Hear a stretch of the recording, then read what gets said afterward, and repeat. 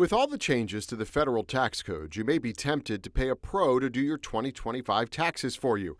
But if you've never hired one before, it's hard to know where to start. I would suggest that they be extremely diligent. Nevada Secretary of State Cisco Aguilar says it's important to know who you're dealing with. They need to make sure that they're hiring a qualified individual who understands the new tax law, who understands the basis of taxes, but also to make sure that they are licensed by the Secretary of State's office. Aguilar warns against so-called ghost preparers. They'll do your taxes, but they won't add their name to your returns. You make sure that they sign the return with their license number on that tax return because you want the accountability for their work on that form. Without a signature and a tax ID, you're solely responsible for any mistakes or inaccuracies on your return. If they're forcing you to sign the form without their signature, do not sign it because they are putting you in a bad position. Also beware of anyone who makes big promises about the size of your refund. But anybody who makes a false promise or a big promise is just leading you down a bad place. If somebody makes a promise that is unreal or seems a little bit odd,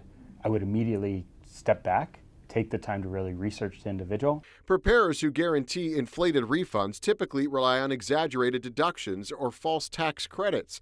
They could lead you to audits, penalties, and in extreme cases, prosecution. And then there are those who want to help themselves to a big slice of your refund pie. The price should be based on the complexity of your return, not the size of your refund. And if anybody is taking a percentage fee, obviously that's another red flag. Step back. Make sure that they are qualified, and also call our office. And Aguilar says if you feel pressured by your preparer, walk away. There should be no high pressure. There should be somebody not trying to bully you into a contract. Don't be afraid to say no. It's always easy to walk away and go back later after you do your research. And if you do have an issue with a preparer, let the Secretary of State's office know. We need consumers to tell us, hey, this person's acting in a bad way, so we can, one, challenge their license or hold them accountable for a bad act.